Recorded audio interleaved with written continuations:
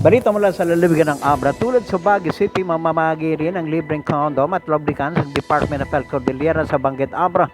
Ang aktibidad ay bahagi ng kampanya ng Departamento ng Kalusugan para maibsan ang stigma na dulot ng nakamamatay ng HIV at AIDS.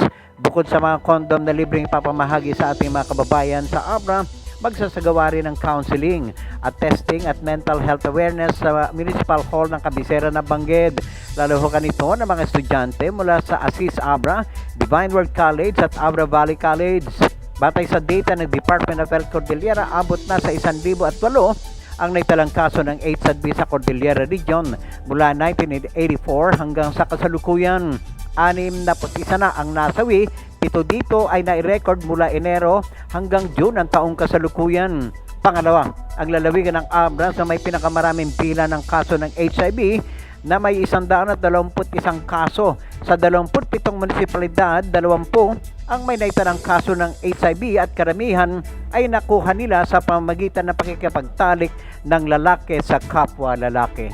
Para sa RH News, ito si Romy Gonzalez, tuloy-tuloy sa pagbabalita, tuloy-tuloy sa serbisyo, sama-sama tayo Pilipino. Nagkalasog-lasog ang katawan ng isang magsasaka matapos na suwagin ng kanyang sariling kalabaw nitong Martes, ika-26 ng Setyembre 2023, bandang alas 10:30 ng umaga sa bayan ng Viraca sa Catanduanes. Kinilalang biktima bilang si Henry Tablate Cielo, 65 anyos at residente ng Barangay Kalatagan Tibang sa bayan ng Virac sa lalawigan ng Catanduanes. Ayon sa mga saksi, nagugat ang insidente nang ayusin umano ng biktima ang pamatok o singkaw ng kalabaw na nabali habang binababa ang mga nakuang kawayan sa bundok. Sa hindi malamang daylan ay nagwala ang kalabaw. Sinuwag ang biktima na nakaladkad pa ng hanggang 10 metro at siyang ikinasawi nito. Nagtamo ng mga sugat sa iba't ibang parte ng katawan ng biktima na naisugod pa sana sa ospital, subalit idineklara ring dead on arrival. Sa ngayon ay naiuwi na sa pamilyang biktima habang nasa kanilang kustodiya na din na nasabing kalabaw. Nakipag-ugnayan na rin na ang Virac Municipal Police Station sa Municipal Agriculture Office sa nasabing bayan para sa kaukulang disposisyon. Mula sa MBC Network News, ito si Raymond Jr. Tuloy-tuloy sa pagbabalita, tuloy-tuloy sa serbisyo, sama-sama tayo Pilipino. Balita mula sa Negros Occidental, hinayjack umano ang dalawang mga truck na loaded ng sako-sakong asukal sa highway ng lungsod ng Lacarluta, Negros Occidental. Ayon sa driver ng isang truck na si Judget Arsenio, 42 anyos, residente ng Barangay Dapitan, Bayan ng Pututan sa lalawigan ng Iloilo, 5 katao ang gumawa ng nasabing pang-hijack. Mahigit 1,000 sako ng asukal ang nakuha ng dalawang suspect o sa dalawang truck.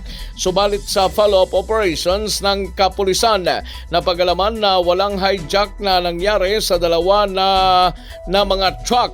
Na-recover ng mga kapulisan sa Barangay Bakong, lungsod ng Bago, ang 1,000 sako ng asukal sa isang budiga ng nasabing barangay at na-recover din ang dalawang truck sa Pandanon, Don Salvador Benedicto, Negros Occidental.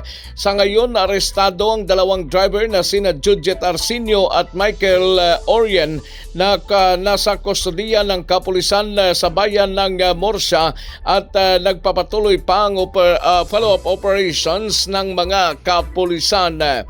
Mula sa Aksyon Radyo Bacolod, dito sa Rex Cantong, tuloy-tuloy sa pagbabalita, tuloy-tuloy sa serbisyo, sama-sama tayo Pilipino. Balita mula sa Mindanao, nakipagpulong sa pamamagitan ng courtesy call ang Security Advisor for the Philippines of the UNDSS o United Nations Department for Safety and Security sa katauhan ni Mr. Sale Tembo sa bagong pamunuan ng Western Mindanao Command o WestMINCOM led by Major General Steve Crespillo. Malugod namang tinanggap ni Crespillo si Mr. Sale Tembo and Party at sa kanilang pag-uusap na pagkasunduan na mas lalong pagtibayin ang operational relationship sa pagitan ng Armed Forces of the Philippines at ng UNDSS sa kampanya ng kapayapaan at kaunlaran ng AFP sa rehiyon. Inihayag ni Mr. Tembo ang kanilang full support sa Peace and Development Campaign ng AFP, habang sa panig naman ni Major General Crespillo, nag-pledge din ito ng buong suporta sa plans and programs ng UNDSS na nakikita nilang may malaking kontribusyon sa umairal na peace and order sa Mindanao region. Bago naghiwalay ang dalawang panig, formal na nagkasundo ang dalawang partido sa maayos sa pakikipag-ugnayan ng UNDSS at ang AFP Western Mindanao para sa paghahatid ng mabilis at maayos na serbisyo sa mamayan ng Mindanao, lalo na sa panahon ng krisis.